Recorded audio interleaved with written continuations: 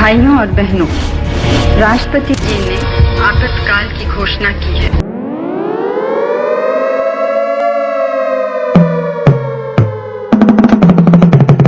पच्चीस जून 1975 यही वो दिन है जिसे भारतीय लोकतंत्र के इतिहास में सबसे दुर्भाग्यपूर्ण दिन की संज्ञा दी जाती है।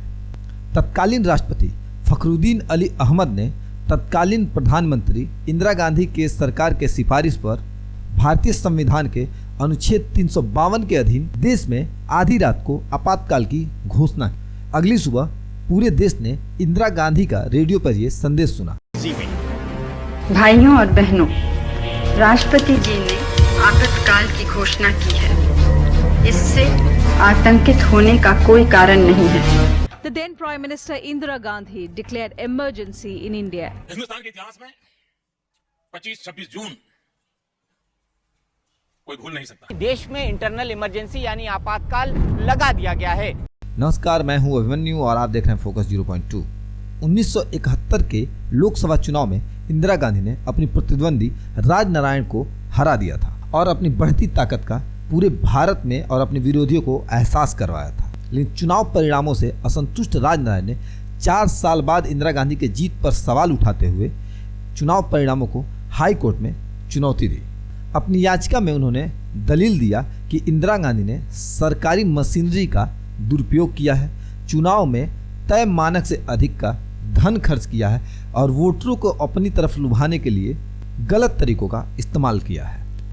इलाहाबाद हाईकोर्ट ने इंदिरा गांधी को चुनाव में धांधली करने का दोषी पाया और उन पर 6 सालों तक कोई भी पद न संभालने के लिए प्रतिबंध लगा दिया। इस प्रतिबंध के बाद इंदिरा गांधी किसी भी पद के लिए काबिल नहीं थी 6 सालों के लिए। इस फैसले के बाद इंदिरा गांधी को प्रधानमंत्री का पद छोड़ना पड़ता, लेकिन इंदिरा गांधी ने इस फैसले को मानने से इनकार कर दिया और सुप्रीम कोर्ट में अपील दायर करने की घोषणा कर दी। सुप्रीम कोर्ट ने इस याचिका पर सुनवाई करते हुए 24 जून 1975 को कहा कि वो हाई कोर्ट के फैसले पर रोक तो नहीं लगा सकते, लेकिन वो प्रधानमंत्री बनी रह सकती हैं। हम आगे बढ़े इससे पहले मैं आपको बताना चाहूँगा कि अगर जो आप नेशनल हेराल्ड केस के बारे में जानना चाहते हैं तो आप हमारे वीडियो को आई बटन पर क्लिक करके देख सकते हैं। अब वापस मुद्दे पे आते हैं। कोर्ट के इस फैसले से इंदिरा गांधी निराश हो गई थी। दूसरी तरफ जेपी के मार्गदर्शन में विपक्ष भी कांग्रेस पे लगातार दबाव बना रहा था कि इंदिरा गांधी इस्तीफा दो, जिसके कारण से इंदिरा गांधी पे काफी ज्यादा दबाव हो गया था।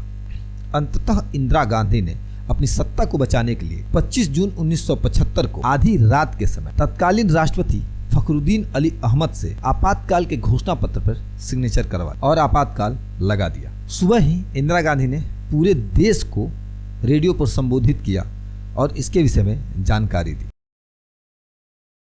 भाइयों और बहनों, राष्ट्रपति जी ने आपातकाल की घोषणा की है। इससे आतंकित होने का कोई कारण नहीं है।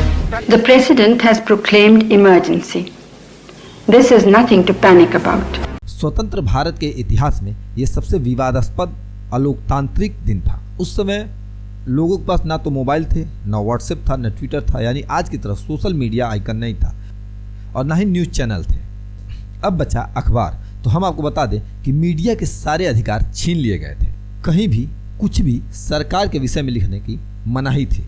इंदिरा गांधी ने जब आपातकाल की घोषणा की तो हिंदी के अखबार जनसत्ता ने अपने संपादकीय कॉलम को छोड़ दिया था, यानी कि खाली छोड़ दिया था, पूरे पेपर में ब्लैंक। इसका खामियाजा ये रहा कि अखबार के इस विरोध के बाद अखबार के संपादक को जेल में डाल दिया गया था। इसके साथ ही 1975 में, कल्पना कीजिए, 1975 में करीब 327 पत्रकारों को जेल में बंद कर दिया गया था जबरदस्ती, और वो इसके खिलाफ कहीं भी अपील नहीं कर सकते थे, कोर्ट में भी नहीं, पुलिस भी उनके सुनने वाली नहीं थी। और इसी के साथ करीब 3801 अखबारों को भी जब्त कर लिया गया। सरकार ने सेंसरशिप कमेटी बना दी थी। कमेटी जो है न्यूज पे नजर रख सके कि क्या छप रहा है और क्या नहीं। उस समय के तत्कालीन सूचना प्रसारण मंत्री इंद्र कुमार गुजराल ने जब संजय गांधी के आदेशों को मानने से इनकार कर दिया तो उन्हें कैबिनेट से बाहर तक कर दिया गया था। रेडियो भी सेंसर थे, यानी रेडियो पे क्या चलेगा ये सरकार तय करती थी। जनता के सभी मौलिक अधिकार छीन लिए गए थे और देश में सभी चुनाव को निरस्त कर दिया गया था। यानी आप कह सकते थे कि सत्ता सिर्फ एक आदमी के हाथों में थी और वो थी इंदिरा गांधी। विपक्ष के सभी बड़े नेताओं को रातों रात गिरफ्तार कर लिया गया और उन्हें किसी गुप्त जगह पर रख दिया गया, जिनमें मोरारजी देसाई, अटल बिहारी वाजपेयी, लाल कृष्ण आडवाणी, जयप्रकाश नारायण, जॉर्ज फर्नांडिस और चंद्रशेखर जैसे बड़े नेताओं के नाम शामिल हैं। इन सब के साथ राष्ट्रीय स्वयंसेवक संघ को भी बैन कर दिया गया था, क्योंकि उस समय की सरकार मानती थी कि राष्ट्रीय स्वयंसेवक संघ का झुकाव विपक्षी पार्टियों की तरफ ज्यादा है। और दूसरा जो सबसे बड़ा कारण है वो है इसका बड़ा संगठनात्मक रूप, जो किसी भी सरकार के लिए सिरदर्द साबित हो सकती थी। इसलिए पुलिस ने आरएसएस के हजारों कार्यकर्ताओं को जबरदस्ती जेल में डाल दिया था। लेकिन कहते हैं ना, गलत तरीकों से किसी चीज को आप कुछ देर के लिए तो दबा सकते हैं, हमेशा के लिए नहीं दबा सकते। जगह जगह पर आपातकाल के विरोध में आवाज उठने लगी और आंदोलन होने लगा। आपातकाल के लगभग 2 साल बाद विरोध की लहर तेज होता देख इंदिरा गांधी ने लोकसभा भंग कर चुनाव कराने की सिफारिश कर दी। लेकिन इस बार चुनाव में इंदिरा गांधी का आपातकाल लगाने का फैसला कांग्रेस के लिए घातक साबित हुआ। खुद इंदिरा गांधी अपने गढ़ रायबरेली से चुनाव हार गई और मोरारजी देसाई देश के प्रधानमंत्री बने।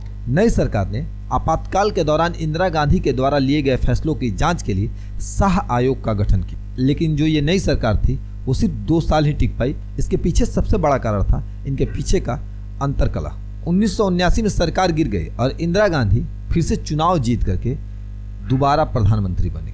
आपातकाल के दौरान एक ऐसा भी नाम है जिसका चर्चा हर तरफ होता है। जी हाँ, मैं बात कर रहा हूँ संजय गांधी। संजय गांधी इंदिरा गांधी और फिरोज के बेटे थे। आपातकाल में उनका रोल क्या था या आपातकाल में उन्होंने क्या किया, जिसको लेकर के आज भी चर्चाएं होती हैं, इसके लिए मैं नेक्स्ट वीडियो बनाऊंगा। अगर जो आपको वीडियो अच्छा लगे तो प्लीज़ लाइक, शेयर और सब्सक्राइब जरूर करें। मिलते हैं आपसे अगले वीडियो में, तब तक के लिए जय हिंद।